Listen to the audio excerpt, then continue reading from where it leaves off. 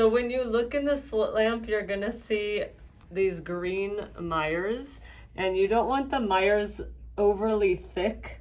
They don't have one that shows you, but this thickness is pretty good. If it's overly thick, you're going to get a wrong measurement, because as you can imagine, if these were thicker, your lines are going to be in a different position. But basically, your outcome, where you finally turn your dial, you want the inner circles to touch, the inner lines of the circles to touch. You guys see that? Mm-hmm.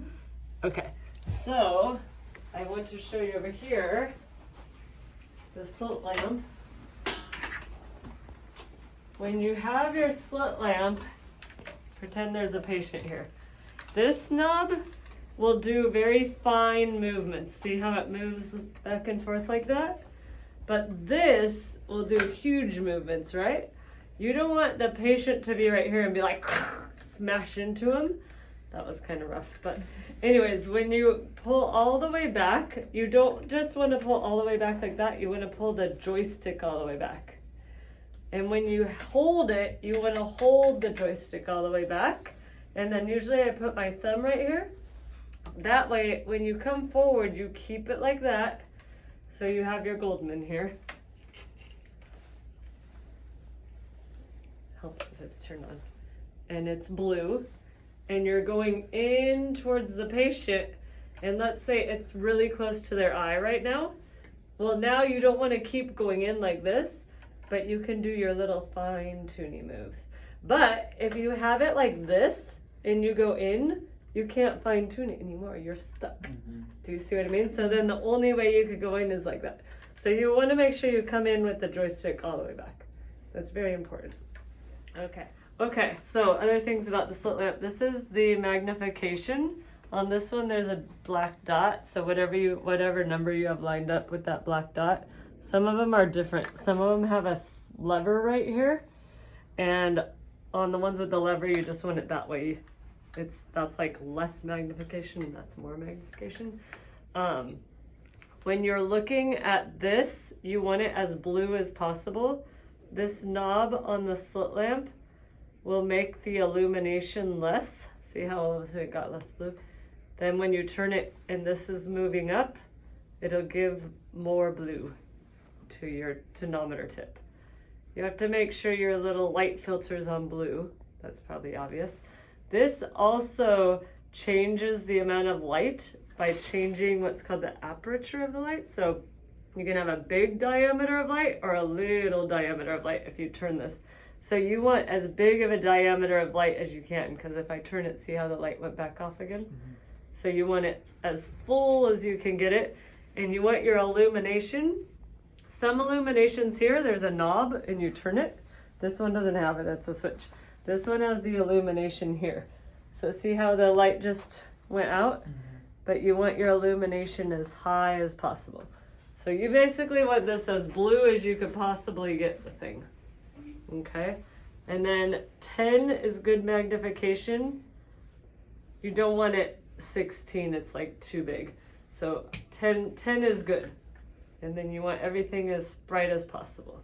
Okay, the other thing with the slit lamp is there's this line right there. You guys are familiar with these lines because they're the same on the testing equipment.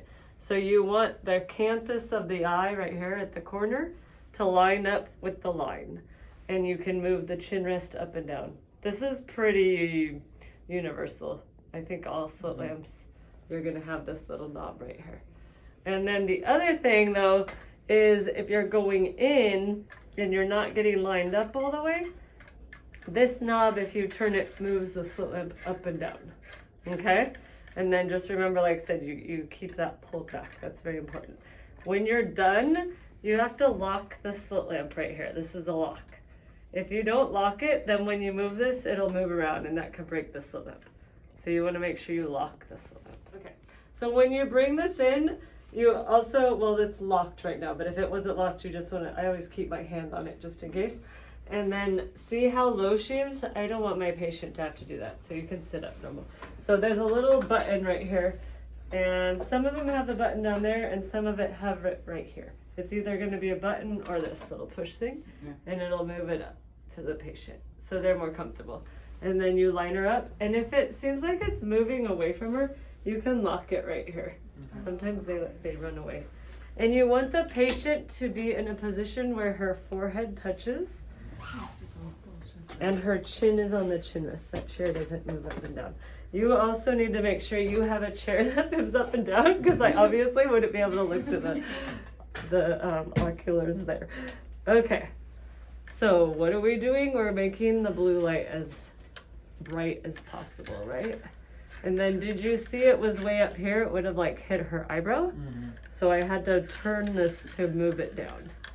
And then her forehead has to touch. If they're having a hard time with their forehead and you consistently have to tell them you have it too high, then just go slightly lower and then they can come forward a little bit more. Okay. All right, so when you come in, you only have to look in one ocular. In fact, if you look through this one, it's black. So it doesn't matter. So usually I go like this and I close this eye and then I look through here. Okay. I mean, you could look like this, but it's just easier because then I can get it lined up. So I want you guys to come around where you can see. When you get this, so remember we push this back, but when you get it close, okay, so you tell the patient, look straight ahead, try to keep both of your eyes open. This will be close to your eyes for a few seconds. It doesn't hurt, your eye is numb.